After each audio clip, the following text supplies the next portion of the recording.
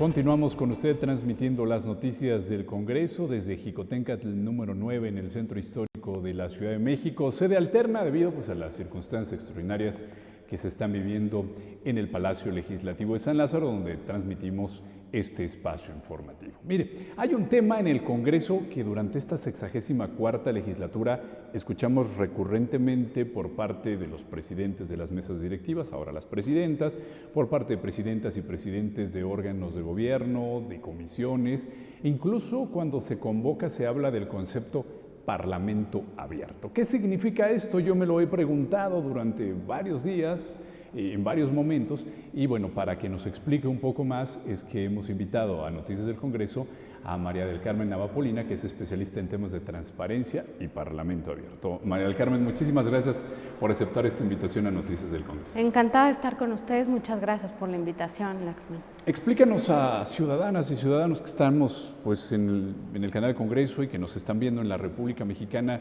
donde algunos congresos de las entidades, tú también los has estudiado, ya hablan de este concepto, Parlamento abierto. ¿Cómo podemos entenderlo los ciudadanos cada vez que nuestro diputado, nuestra diputada, nuestro senador, nuestra senadora nos dice, es que voy a hacer un ejercicio de Parlamento abierto? Mira, el Parlamento abierto se empezó a delimitar con una presentación de la Declaratoria de Transparencia Legislativa en 2012. Okay. A nivel mundial, el 15 de septiembre se celebra el Día Internacional por la Democracia y ahí justo en 2012 se presentó la Declaratoria de Transparencia Legislativa por distintas organizaciones de sociedad civil literal a nivel mundial.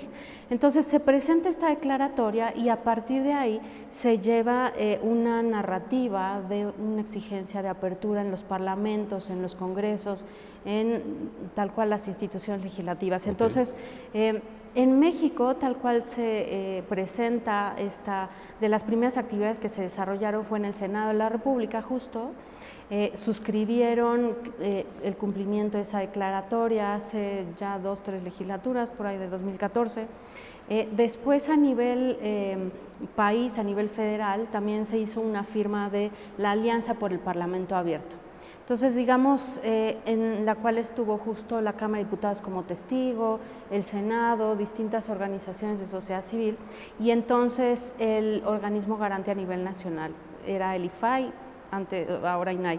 Entonces, a partir de ahí lo que se hace es colocar este concepto de exigimos Parlamento abierto y ya está, digamos, colocado en el uso de los discursos, de las actividades mismas, está el fraseo de Parlamento abierto, pero todavía no acabamos como de terminar de socializar qué implica.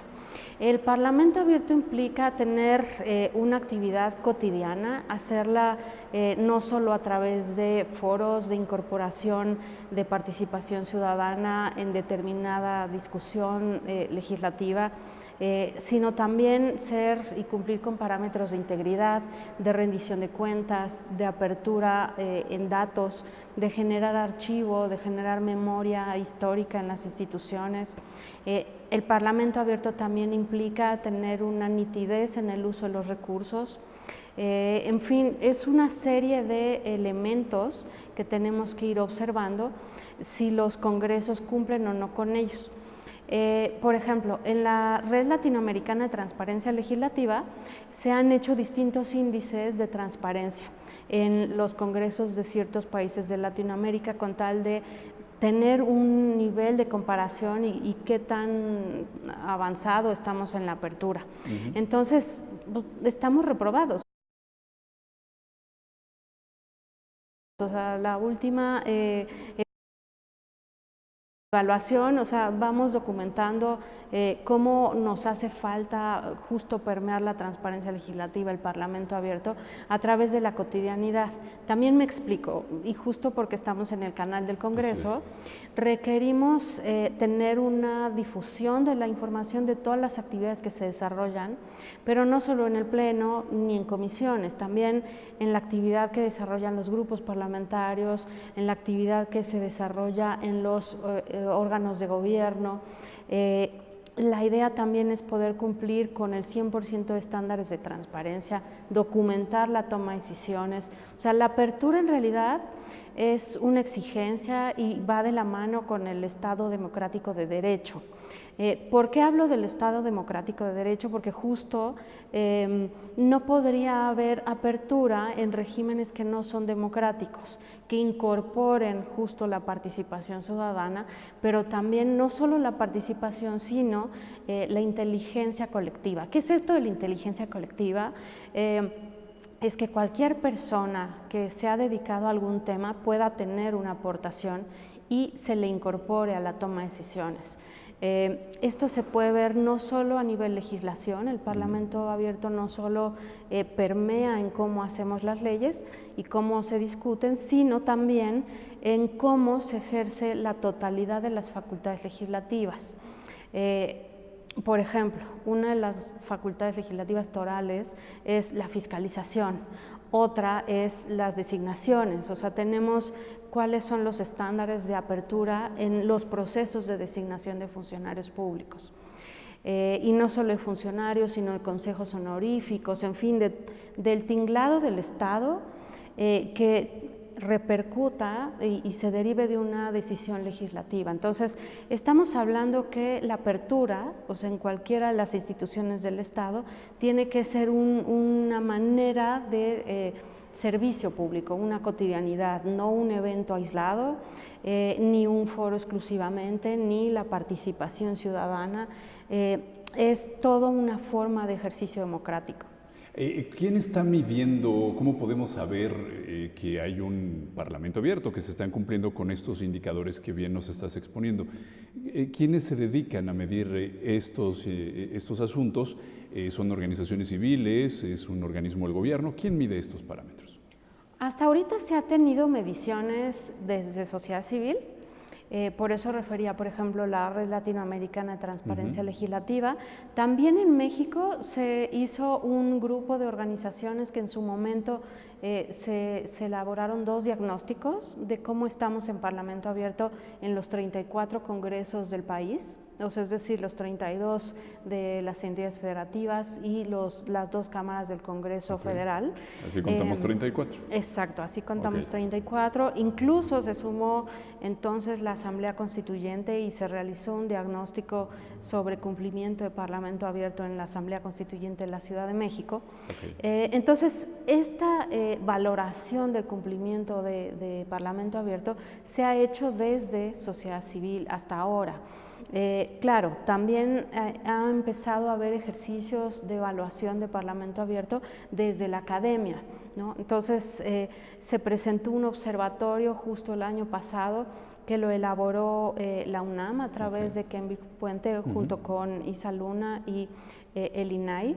Entonces, se han venido, digamos, son esfuerzos que buscan justo visibilizar qué tanto nos falta en términos de apertura. Y hay enfoques distintos. Nos podemos enfocar, por ejemplo, en los 2 diagnósticos que te comentaba de la sociedad civil de la Alianza por el Parlamento Abierto. Se presentó un corte en 2015, otro en 2017, y en ambos se tiene pues, un promedio reprobatorio. ¿Qué implica eso? O sea, estamos hablando de 10 principios y casi 100 variables que se consideran. Y eso que solo es una primer aproximación. ¿Qué son esos 10 principios? Estamos también teniendo que evaluar, por ejemplo, la prevención de conflicto de intereses, que ahí se ve a través de la revisión de declaraciones de intereses, si hay un código de ética, por eso hablaba justo del elemento de integridad. Entonces, son cosas que se tienen que valorar. Otra es, por ejemplo, la parte de transparencia de la administración de los congresos en cuanto al funcionamiento, al organigrama, a la profesionalización.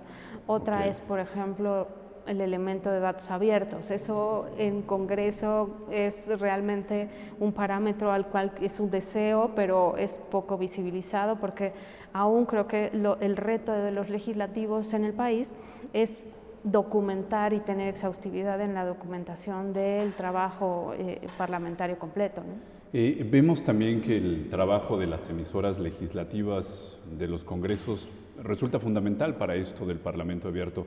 ¿En cuántos indicadores se propone esto de transmitir las actividades de legisladoras y legisladores, no solo del Congreso Federal, como bien lo apunta el Canal Congreso, sino de los congresos del país? ¿Qué tan importante es esto? Vemos esfuerzos en Jalisco, ya en Oaxaca, que están transmitiendo por internet. Es una buena noticia que empiecen a aparecer estos canales de televisión, pero como bien indicas, centrados en los trabajos de los plenos. ¿Qué tanto ayuda esto al ejercicio del Parlamento abierto? Sí ayuda, por supuesto que facilita, porque se deben cumplir con parámetros de comunicación, con herramientas que permitan comunicar. Sin embargo, no solo tenemos que ser exhaustivos, no solo tenemos que estar limitado a un canal del Congreso en sí, sino también en el uso de redes sociales. ¿Por qué? Porque la idea es tener una difusión, pero también utilizar lenguaje sencillo. Eso es otro elemento de Parlamento abierto. ¿Cómo nos comunicamos? Uno, ¿qué comunicamos? ¿Cómo nos comunicamos? Si realmente la comunicación es objetiva o está sesgada por algún perfil partidista, o realmente se reporta la labor completa de toda la actividad parlamentaria. O sea, y a eso voy justo con no solo visibilizar el trabajo en el Pleno, sino también en el sistema de comisiones, en los centros de estudio. La mayor parte de los congresos en el país tienen un centro de estudios legislativos, pero no sabemos qué hacen, cuáles son sus productos, si realmente hay una interacción para enriquecer con las ideas de academia o de algún experto. Entonces, digamos, la comunicación sí tiene que ir permeada con esas características, o sea, del uso de tecnologías de la información, para poder llegar a más público. Y creo que no solo del uso de tecnologías de información, creo que porque también en ese parámetro tenemos que alcanzar a la población que nunca le hablamos, que son quienes actualmente no tienen acceso a tecnologías de información, como son adultos mayores, como es cierta población que no tiene acceso a una conexión en internet, pero que también justo la actividad parlamentaria y legislativa le compete en su vida diaria. ¿Por qué? Porque las decisiones que tomen los legisladores pues van a repercutir en cuánto pagan tal cual de gasolina, cuánto pagan de servicios, en fin, o sea, sí se derivan en una vida, en lo que nos importa, en la cotidianidad. Claro. Entonces tenemos que ser capaces de poder hablarles a cualquier tipo de población, incluso en un lenguaje infantil para el caso de niñas y niños. Regularmente incluso utilizamos el término de lenguaje ciudadano, y creo que tenemos que dar un paso adelante para hablar de un lenguaje sencillo. Y no solo ciudadano, pues porque claro. ¿Y dónde está el resto de las personas que están menores de 18 años en el caso de México, ¿no? Entonces, todos estos